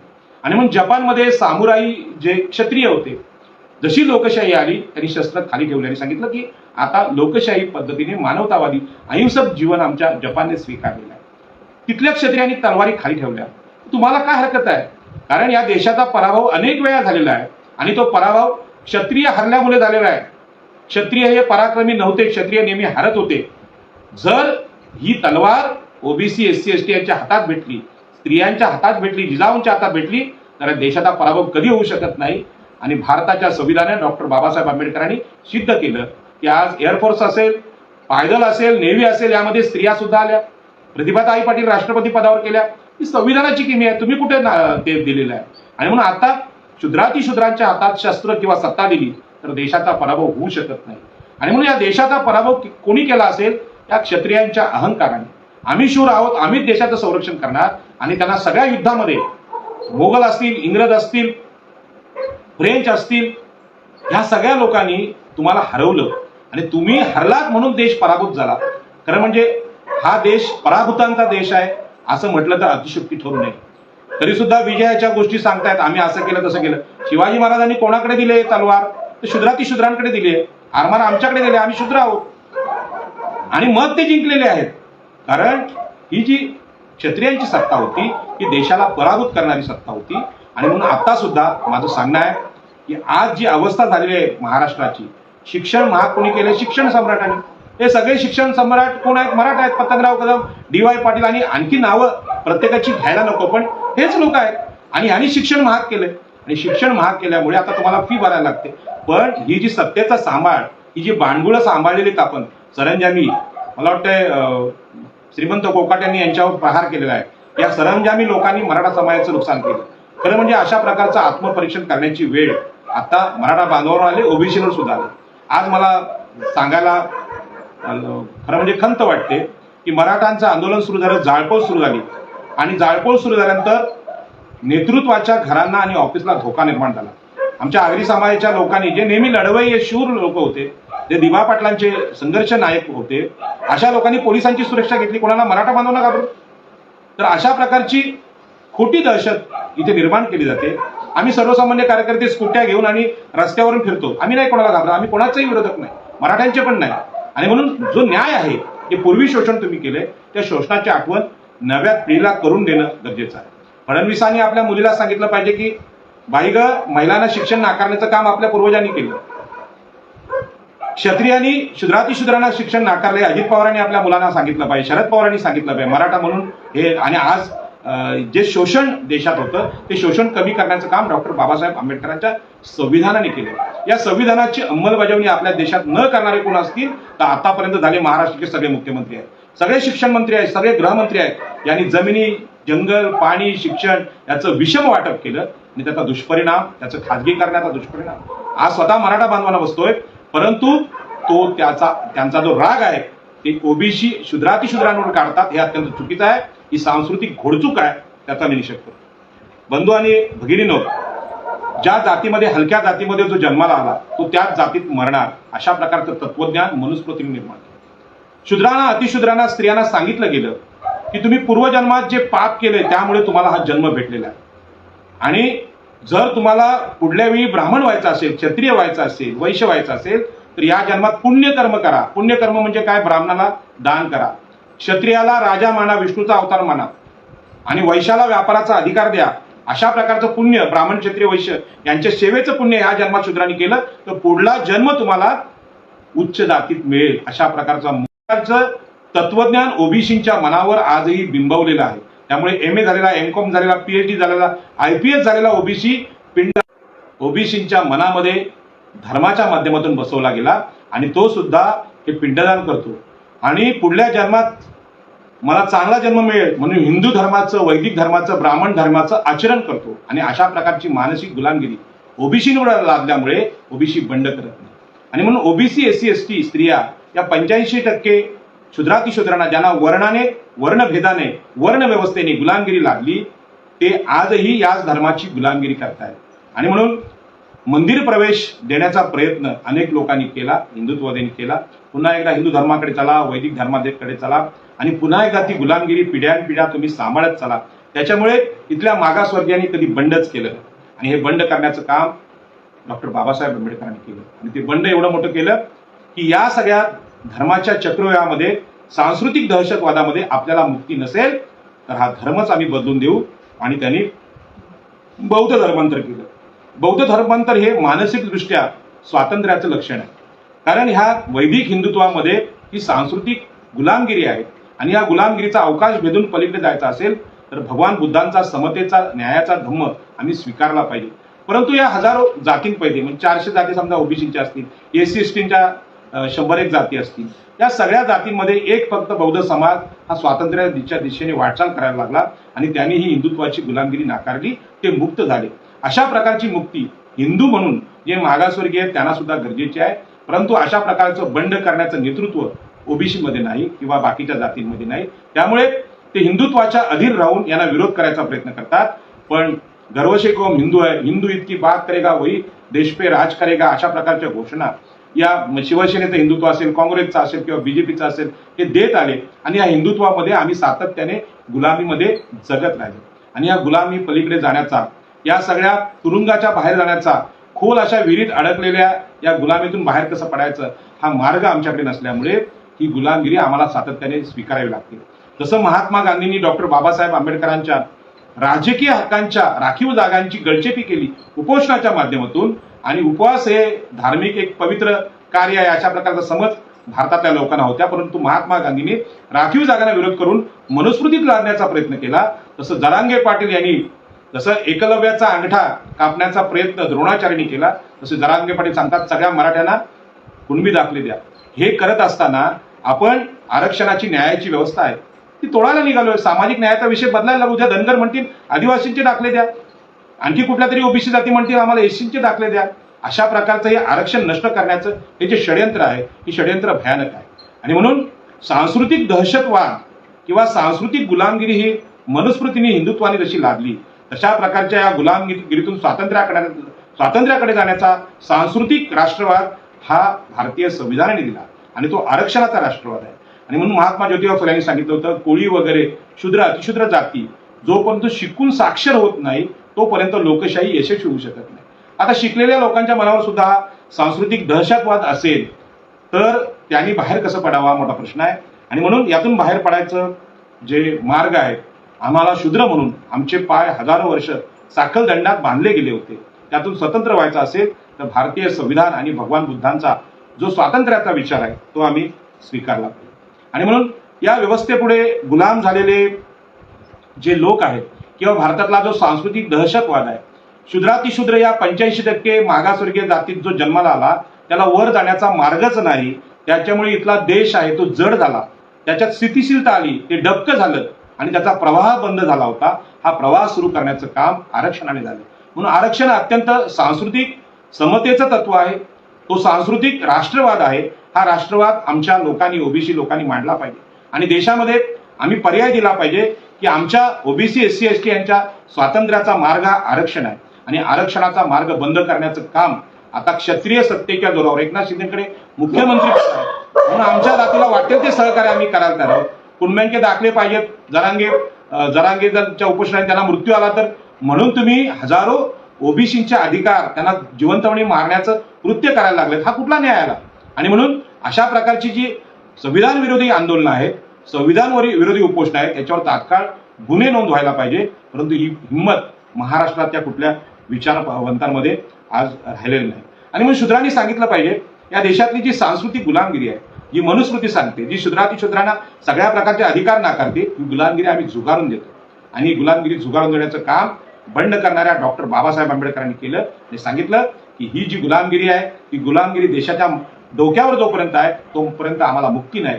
आणि मुक्ती कोण पते या भाषणातून त्यांनी सांगितलं, आम्ही भगवान बुद्धांच्या मार्गाने जाऊ, जो समतेचा सामाजिक न्यायाचा मार्ग आहे. आणि अशा प्रकारचं बंड प्रत्येक शूद्रांनी केलं पाहिजे, ओबीसीनी केलं पाहिजे, असं आम्ही सांगितलं. म्हणून आम्ही हिंदू आहोत, मुसलमान आहोत, आम्ही ख्रिश्चन आहोत हे सांगण्यापेक्षा या संविधानाने आम्हाला जे भारतीय नागरिकत्व दिलेलं आहे त्या अर्थाने मी माणूस आहोत, माणूस म्हणून जगण्याचा आम्हाला अधिकार आहे, हे ओबीसी जोपर्यंत सांगत नाही तोपर्यंत ही आपल्या डोक्यावर बसलेली जी गुलामगिरी ते कमी होणार नाही. आणि म्हणून अधिकार मागण्याच्या गोष्टी आम्ही करतो. आज ओबीसीनी सांगितलं की बाबा आमच्या आरक्षणामध्ये हे मराठ्यांचे कुणबी दाखले नको, अशी भीक जर मागितली एकनाथ शिंदेकडे, ते ऐकायला तयार आहेत का? ओबीसींच्या जमिनींची लूटमार ठाणे, रायगड, मुंबईमध्ये एकनाथ शिंदे आणि मराठा हे जे आहेत मुख्यमंत्री, गृहमंत्री, महसूल मंत्री करतायत, कुठे ओबीसीला न्याय मिळतो? जबरदस्तीने त्याने जमिनी लुटण्याचं काम, लुबाडण्याचं काम महाराष्ट्रातले राजकीय नेते करतात. सिडको सारखी संस्था सतत घरं पाडत आहे. कुठल्या कायद्याने? कुठले कायदे आहेत? संविधानाच्या विरोधी कायदे इथे आणले जातात. लोकांचे अधिकार आहेत, मागासवर्गीयांचे अधिकार आहेत, आमची गावठाण आहेत ती नाकारली जातात. ओबीसी याच्याविषयी बंड करत नाही किंवा आंदोलनात यायला तयार नाही, कारण त्यांना असं वाटतं की हिंदू आहेत, हिंदुत्वाचा टिळा एकनाथ शिंदेने लावलाय आणि हा आमचा रक्षण करता आहे. हा आमचा रक्षण करता नाही, हा आमचा आता खऱ्या अर्थाने सांस्कृतिक शत्रू आहे. ही गोष्ट ओबीसी जोपर्यंत ओरडून सांगत नाही तोपर्यंत त्यांचं बंड यशस्वी होणार नाही. आणि म्हणून आरक्षणाची जी सांस्कृतिक भूमिका आहे ती डॉक्टर बाबासाहेब आंबेडकरांनी मांडली. त्यासाठी चौदार तळ्याचं आंदोलन केलं, पाणी तुम्ही आम्हाला देत नाही. जमिनींचं आंदोलन केलं, आम्ही कसायला जमीन आमच्या नावावर देत नाही. तुम्ही आम्हाला जंगल देत नाही, चिरणे जंगल सत्याग्रह केला. आणि ज्या मनुस्मृतीच्या आधारे तुम्ही हे करता की मनुस्मृती बाबासाहेबांनी जाळली, परंतु याचा अर्थ सांगणारा सांस्कृतिक राष्ट्रवाद आमच्याकडे मांडला गेला नाही. आणि म्हणून सांस्कृतिक गुलामी जी आहे, मनुस्मृतीची गुलामी आहे, ती गुलामगिरी इथे ठासून सांगितली गेली, ते मला माहित आहे. परंतु ही सतत गुलामगिरी सांगण्यात पण अर्थ नाही. आता कधीतरी आमच्या स्वातंत्र्याचं आंदोलन आहे, आम्हाला सुरू करायला लागेल. आणि म्हणून सत्तेच्या जोरावर इथला ब्राह्मण, इथला क्षत्रिय, इथला मराठा संविधान विरोधी निर्णय घेतोय, सुप्रीम कोर्टाच्या विरोधी निर्णय घेतोय. सुप्रीम कोर्टाने सांगितलं की मराठ्यांना ओबीसीचं कुठलंही आरक्षण देऊ शकत नाही. मग तुम्ही दाखले बदला नाहीतर काही करा. शेवटी त्यांची जी स्थिती आहे समाजातली ही वर्चस्वाची स्थिती आहे, क्षत्रिय म्हणून स्थिती आहे, त्याच्याविषयी जरांगे पाटील काहीच बोलत नाही. किती मागासवर्गीयांची हत्याकांड महाराष्ट्रात पाहिलेली आहे, मागासवर्गीयांची किती बळी घेतलेली आहे, आदिवासींची किती बळी घेतलेली आहे, याची चर्चा या आरक्षणाच्या चर्चेमध्ये कुठे आपल्याला पाहायला मिळत नाही. किंवा जरांगे पाटील त्यातला एक शब्द काढत नाही. आमची मुलं गरीब झाली, आमची मुलं गरीब झाली. तुमची मुलं गरीब कधी झाली? कोणापेक्षा गरीब झाली? आदिवासींपेक्षा झाली, एससींच्या पेक्षा झाली, ओबीसींपेक्षा झाली का? ओबीसींची गरिबी किती आहे? सगळ्या जमिनी आगरी कोळ्यांच्या लुटल्या आहेत महाराष्ट्राच्या राज्यकर्त्यांनी. वसंतदादा पाटलांनी आमच्या दिबा पाटलांच्या आंदोलनावर गोळ्या घातल्या आणि जमिनी घेतल्या, माणसं ठार केली. आज रोज करताय, रोज सिडकोची पथकं येत आहेत, कोकणाची वाट लावण्याचं काम करतायत. गुजराती उद्योजक कोकणातल्या जमिनी 15,000 10,000 खरेदी करतायत आणि तिथल्या लोकांना माहित नाही कोकणातल्या की कुठले प्रकल्प येणार आहेत. नरेंद्र मोदींचे तर अदानी आणि अंबानी विमानतळापासून सगळे सार्वजनिक संस्था खरेदी करायला लागले आहेत. अशा प्रकारचा सांस्कृतिक दहशतवाद देशात कधी नव्हता, एवढा आपल्याला पाहायला मिळतोय. आणि या परिस्थितीमध्ये ओबीसी हा सतत तो सहन करतोय. त्याची सहनशक्ती तरी किती असावी? तो अजिबात आत्महत्या करत नाही आणि मराठा बांधवांना आरक्षण नाही म्हणून तुम्ही आत्महत्या करता. मग तुमचे मुख्यमंत्री काय करतात, महसूल मंत्री काय करतात, गृहमंत्री काय करतात, उद्योग मंत्री काय करतात? हे तर सगळे उच्च जातीचे आहेत. आणि म्हणून स्वातंत्र्यानंतर बाबासाहेब आंबेडकर गेल्यानंतर महाराष्ट्राची सत्ता ही जर उच्च वर्णीयांकडे असेल तर आज मराठा बांधव त्यांना सगळ्या ठिकाणी जर प्रतिनिधित्व असेल तर अशा प्रकारचे कुणब्यांचे दाखले घेऊन या महाराष्ट्रात खरोखर समता निर्माण होणार आहे की विषमता निर्माण होणार आहे याची चर्चा ओबीसीने आज केली पाहिजे. आणि म्हणून आता आपल्याला जी सांस्कृतिक गुलामगिरी आहे ओबीसीवर लागलेली ही जन्मोजन्मीची गुलामगिरी आहे. जरांगे पाटलांना माझी विनंती आहे की जे शूद्रातिशूद्र ज्या जातीत जन्माला आले त्यांना तुम्ही क्षत्रिय करायला तयार आहेत का, त्यांना ब्राह्मण करायला तयार आहेत का? क्षत्रिय म्हणजे महाराष्ट्राचे मुख्यमंत्री करायला तयार आहेत का? फडणवीसांची जागा त्यांना द्यायला तयार आहेत का? अजित पवारांची जागा त्यांना द्यायला तयार आहेत का? महसूल मंत्री विखे पाटलांची त्यांना जागा द्यायला तयार आहेत का? हे आताची समता आहे ती तुम्ही द्यायला तयार आहेत का? तर अजिबात नाही. महाराष्ट्राची सगळी सत्ता आमचीच राहील, देशाची सत्ता आमच्याकडे राहील, मंदिरांची सत्ता आमच्याकडे राहील, शिक्षणाची सत्ता आमच्याकडे राहील आणि वर ओबीसींना जे काय थोडंफार आरक्षण मिळायची व्यवस्था संविधानाने केले त्यांचे दाखले सुद्धा आम्ही घेऊ. म्हणजेच मागासवर्गीयांना आम्ही कधीच आमच्यापेक्षा वर येऊ देणार नाही. हा तुमचा सांस्कृतिक दहशतवाद आहे आणि हा जगासमोर उघड करण्याचं काम आम्ही केलं पाहिजे आणि याच्यावर काम केलं पाहिजे. आणि म्हणून माझं ओबीसीना सांगणं आहे की सत्ता जी आहे ती सत्ता ताब्यात घ्या. मराठा आमदार, मराठा मुख्यमंत्री, मराठा महसूल मंत्री, मराठा गृहमंत्री फडणवीस असतील, एकनाथ यांचा पराभव केल्यानंतरच महाराष्ट्रामध्ये सत्ता येणार आहे. आपली सत्ता आली तर संविधानिक समता आपण आणू शकतो, आरक्षणाची अंमलबजावणी करू शकतो, खाजगीकरण जे प्रकल्पांचं चाललंय ते थांबवू शकतो. पण हा मार्ग ओबीसी आरक्षण द्या, ओबीसी जनगणना करा अशा प्रकारची भीक या उच्चवर्णीयांकडे मागून ती कधीच भीक मिळणार नाही. आणि मागणी करणारे कधीही अधिकार मिळू शकत नाहीत. कारण तुम्ही ज्यांच्याकडे अधिकार मागता ते 15% लोक तुमच्यावर राज्य करतात आणि तुमची जनगणना पण होणार नाही, तुम्हाला आरक्षण पण मिळणार नाही, तुमचं शिक्षण पण धोक्यात येणार. म्हणून राजकीय सत्ता 2024च्या निवडणुकीत आम्ही जेव्हा ताब्यात घेऊ तेव्हा निश्चितपणे ही जी वर्णव्यवस्था आहे ब्राह्मण क्षत्रिय वैश्य यांची तोडून टाकू आपण. आणि आम्ही जे जन्माने मरेपर्यंत येणाऱ्या 7 पिढ्यांपर्यंत गुलामीत शूद्रातिशूद्र ठरलोय ते संपवायचं असेल तर या देशाची सत्ता, महाराष्ट्राची सत्ता आम्हाला हातात घ्यावी लागेल. आणि म्हणून हा जो सांस्कृतिक दहशतवाद आहे त्याच्यावर बोलणं खूप करण्यासारखं आहे. आणि हा सांस्कृतिक दहशतवाद वेगवेगळे बुवा बापू आपल्या आजूबाजूला मांडत असतात आणि ते झाकून टाकतात की या ब्राह्मण क्षत्रिय वैश्यांनी कधी धर्म सांगितला, कधी संस्कृती सांगितली, कधी बाकीचे विषय सांगितले, न्याय सांगितला. पण तो न्याय हा ब्राह्मण क्षत्रिय वैश्य यांच्यासाठीच होता, तो शूद्रांना नव्हता. आणि म्हणून जरांगे पाटील यांच्या आंदोलनाच्या चर्चेनिमित्त गरिबीची चर्चा झाली. पण गरीबाला श्रीमंत होता येतं, श्रीमंताला गरीब होता येतं. पण हलक्या जातीत जन्मलेला आदिवासी आहे, हलक्या जातीत जन्मलेला अस्पृश्य आहे, मातंग आहे, चर्मकार आहे, बाकीच्या जाती आहेत, यांना कधी उच्च स्थानी गेल्याचं महाराष्ट्रात पाहायला मिळतं का? त्यांनी कधी प्रगती केल्याची पाहायला मिळते का? त्यांनी कितीही प्रगती केली, त्यांनी कितीही वावडी घेतली तरी त्याची गाडी फोडणारे लोक आहेत, त्याचा अपमान करणारे लोक आहेत, सार्वजनिक ठिकाणी त्याचा अपमान करणारे लोक आहेत. आणि तो अपमान आम्ही असा करतो की आम्ही ब्राह्मण आहोत म्हणजे सुसंस्कृत आहोत, आम्ही जरांगे पाटील आहोत म्हणजे सत्ताधारी आहोत, आम्ही पाटील आहोत, आम्ही क्षत्रिय सत्ताधारी आहोत. हा अहंकार जोपर्यंत इथल्या उच्च जातीच्या लोकातून जात नाही तोपर्यंत देशामध्ये समता येणार नाही. परंतु उच्च जातीच्या मनातला अहंकार जेव्हा जाईल तेव्हा समता येईल. याची वाट बघण्यापेक्षा बाबासाहेब आंबेडकरांनी सांगितलं हा जो उच्च वर्णीयांचा धर्म आहे तोच आम्ही सोडून देतो, तुमच्यापासून वेगळे होतो आणि समतेचा धम्म आहे भगवान बुद्धांचा तो आम्ही स्वीकारतो. आणि हा प्रयोग बाबासाहेब आंबेडकरांनी यशस्वी केला.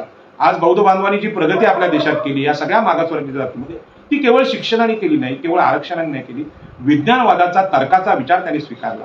सगळ्यात जास्त पैसा शिक्षणावर खर्च केला पाहिजे, पुस्तकांवर केला पाहिजे हा विचार बौद्ध बांधवांनी स्वीकारला. अशाच प्रकारचा विचार जर ओबीसीने स्वीकारला तर आपल्याला कोणताच अडथळा नाही. आणि या सगळ्या आरक्षणाच्या अडचणी निर्माण करून आरक्षणाचे सगळे अधिकार आमच्या हात म्हणजे उच्चवर्णीयांनी आपल्या हातात ठेवून आमचे मार्ग रोखलेले आहेत, यांचे रोखलेले मार्ग तोडून आपण परदेशात जाऊ शकतो, आपण जगात भराऱ्या घेऊ शकतो. आणि या मेंदूत लादलेली जी धार्मिक गुलामगिरी आहे ती पहिल्यांदा आम्ही झुगारून दिली पाहिजे. आणि म्हणून सांस्कृतिक दहशतवाद ही गोष्ट फार भयानक आहे. मला साध्या पद्धतीने हे सांगण्याचा मी प्रयत्न केला, आपल्याला कदाचित समजला नसेल तर आपल्याला हा समजावून सांगण्यासाठी मी पुन्हा पुन्हा प्रयत्न करेन. परंतु भारत देश जर गुलाम कोणामुळे झाला असेल तर या ब्राह्मण क्षत्रिय वैश्य यांच्यामुळे. कारण या लोकांनी 85% अधिकारच दिले नाही.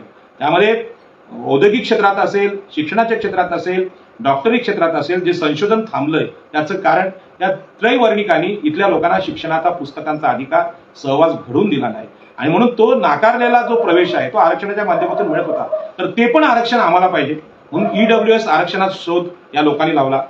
कारण एखाद्या माणसाची गरिबी ही कोणालाच दूर करता येत नाही. कितीही या श्रीमंतांना पैसे दिलेत तरी त्यांची जी भूक आहे ती संपणार नाही. त्यामुळे ईडब्ल्यूएस आरक्षण हे संविधानाच्या विरोधी आहे आणि मानवी जीवनाच्या इतिहासात कुठल्याही अशा भिकार माणसाला कितीही ईडब्ल्यूएस दिला तरी तो श्रीमंत होऊच शकत नाही. कारण तो सोंगाडे आहे, तो खोटे दाखले घेणारा माणूस आहे. आणि मागासवर्गीयांचं जे आरक्षण आहे ते सामाजिक शोषण, धार्मिक शोषणाची जी शोषकता आहे ते संपवण्यासाठी दिलेली आहे. आणि म्हणून कधीच या उच्चवर्णीयांच्या देशामध्ये, उच्चवर्णीयांच्या सत्तेच्या काळामध्ये मागासवर्गीय समाजाच्या बद्दल कृतज्ञता, करुणाभाव निर्माण होईल ही आशा मला तरी दिसत नाही. आणि म्हणून ओबीसीनी बंड करण्याची वेळ आली. जे बंड बाबासाहेबांनी आंबेडकरांनी केलं ते आम्ही केलं पाहिजे. बाबासाहेब आंबेडकरांचं संविधान, बाबासाहेब आंबेडकरांनी दिलेला धम्म हा आमच्यासाठी स्वातंत्र्याचा महामार्ग आहे. तो स्वीकारल्याशिवाय यांना आपली किंमत कळणार नाही. कारण आपण 85% ओबीसी, एससी, एसटी, स्त्रिया, क्षुद्रातिशूद्र हे यांचे नोकर आहोत, यांचे सेवक आहेत. त्यांना माहित आहे निर्मिती आम्ही करायची आणि हे लोक निर्लज्जपणे बोलणार आमचं तुम्ही खाल्लं. अरे तुम्ही तर 1000 वर्ष या देशाचं खाल्लेलं आहे आणि तुम्ही ओबीसीवर कसा आरोप करू शकता की ओबीसीने तुमचं खाल्लं? तुम्ही आमचं खाल्लेलं आहे. या सगळ्या जमिनी तुमच्याकडे होत्या, ब्राह्मण मराठा खोतांकडे होत्या आणि त्या लढून कुळ कायद्याने आम्ही बाबासाहेब आंबेडकरांच्या नेतृत्वाखाली कोकणात मिळवल्या. जर मला शक्य झालं की महाराष्ट्रामध्ये सत्ताधारी जातींकडे या जमिनी आहेत, त्या कुळांचं आंदोलन करून महाराष्ट्रात ते आंदोलन मी सुरू करेन आणि या जमीन या गरीब कुळाला देण्याचा छत्रपती शिवाजी महाराजांचा रयतेचा विचार साकार करून दाखवेल. आणि खऱ्या अर्थाने आगरी, कोळी, भंडारी हे छत्रपती शिवाजी महाराजांचे खरे समतेचे मावळे आहेत, बाबासाहेब आंबेडकरांचे मावळे आहेत, हे महाराष्ट्राला सिद्ध करून दाखवेल. हा आशावाद मी तुमच्या सगळ्या शुभेच्छांच्या अपेक्षेतून व्यक्त करतो. आणि या सगळ्या विषयावर हा जो सांस्कृतिक गुलामगिरी आहे, सांस्कृतिक दहशतवाद, तो संपवण्याचा जो मार्ग आहे, धार्मिक मार्ग आहे, संविधानिक मार्ग आहे, तो आम्ही स्वीकारला पाहिजे. कारण हे आता अति झालेलं आहे. आम्ही सगळ्या मराठ्यांना कुणबी दाखले देऊन ह्यात कुठला बौद्धिक आणि समतेचा विचार आहे? ही तर जबरदस्ती आहे, ही हुकुमशाही आहे आणि ही गुलामगिरी आहे. आणि हे पूर्वी पण असंच होतं. एक क्षत्रिय कोणालाच पुढे येऊ देत नव्हते. आम्हीच लढणार, आम्हीच राज्यावर आणि मार खायचे जगातल्या लोकांसमोर आणि देशावर गुलामगिरी यायची आणि त्याचं खापर हे आपल्यावर फोडायचे. आणि म्हणून आता या देशाची सत्ता आम्ही हातात घेऊ, देशाचं शिक्षण आम्ही हातात घेऊ, देशाचं राजकारण आम्ही हातात घेऊ, देशाचं विज्ञान आम्ही हातात घेऊ आणि सांगू की या देशाचा पराभव आता कधीच होऊ शकत नाही. शूद्रांनी आता या देशाच्या सत्तेमध्ये, या देशाच्या सार्वजनिक जीवनामध्ये पुढाकार घ्यायचा निर्णय घेतलेला आहे. तुम्ही किती दाबायचा प्रयत्न करा, तुम्हाला दाबता येणार नाही. जर तुम्ही दाबलं तर समुद्रमार्गे बोटीने आम्ही परदेशात जाऊ आणि परदेशातली ताकद घेऊन इथे पुन्हा येऊ आणि सांगू की ही गुलामगिरी बस झाली. आणि हे जे नाटकं चाललेली आहेत की आम्ही काय मागितलं, आम्ही उपोषण केलं की वाटेल ते मग महात्मा गांधींनी उपोषण करो किंवा जरांगे पाटलांनी करू, ते आम्ही काय त्याचं तपासणीच होत नाही. कसली गरिबी आले, कसला मागासलेपण आले तुमचे? आता काय एखाद्या समाजामध्ये सगळेच लोक श्रीमंत होऊ शकत नाही, सगळ्यांना नोकऱ्या मिळू शकत नाही. पण समाज म्हणून तुमच्या समाजाला जर नेतृत्व महाराष्ट्राचं मिळालंय तर महाराष्ट्रावर दारिद्र्य तुमच्या नेत्यांनी लादले, मराठा मुख्यमंत्र्यांनी लादले, ब्राह्मण मुख्यमंत्र्यांनी लादले. त्याला मागासवर्गीय जबाबदार नाही. आणि म्हणून यांचं खापर किमान मागासवर्गावर मराठा बांधवांनी फोडू नये. या सांस्कृतिक दहशतवादाचं समर्थन क्षत्रिय म्हणून तुम्ही केलं, तुमच्या तलवारीने केले. की क्षत्रिय तलवार छत्रपती शिवाजी महाराजांना मान्य नव्हती आणि म्हणून देशमुख देशपांड्यांच्या गड्या उद्ध्वस्त करण्याचं काम छत्रपती शिवाजी महाराजांनी केलंय. तो रयतेचा राजा महाराष्ट्राला कोणी सांगितला नाही. तो राजा आणि डॉक्टर बाबासाहेब आंबेडकर, महात्मा ज्योतिबा फुले यांचे विचार घेऊन आरक्षणाची लढाई ओबीसीने लढली पाहिजे. आणि जोपर्यंत मराठ्यांची सत्ता महाराष्ट्रावर आहे तोपर्यंत ओबीसीचं आरक्षण धोक्यात आहे, एसी एसटीचं आरक्षण धोक्यात आहे.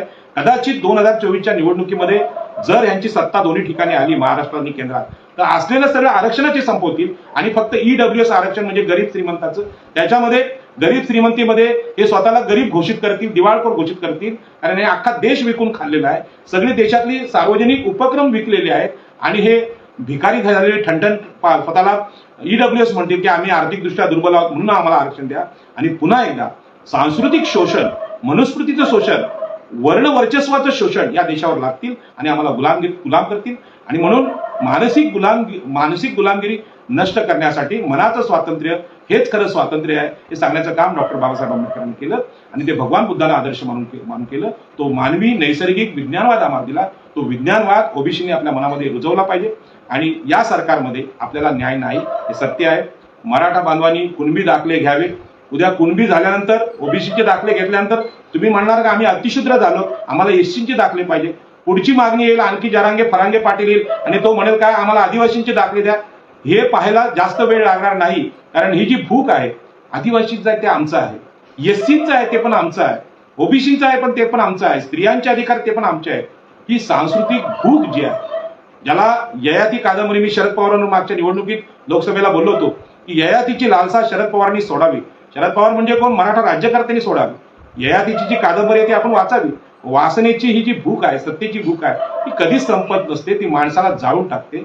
आणि म्हणून जपानमध्ये जे तिथले क्षत्रिय होते त्या क्षत्रियांनी तलवार खाली ठेवली आणि सांगितलं की समतेची लोकशाही आम्हाला पाहिजे. अशाच प्रकारची सत्तेची तलवार, सत्तेचा अहंकार आणि बाजूला ठेवला पाहिजे.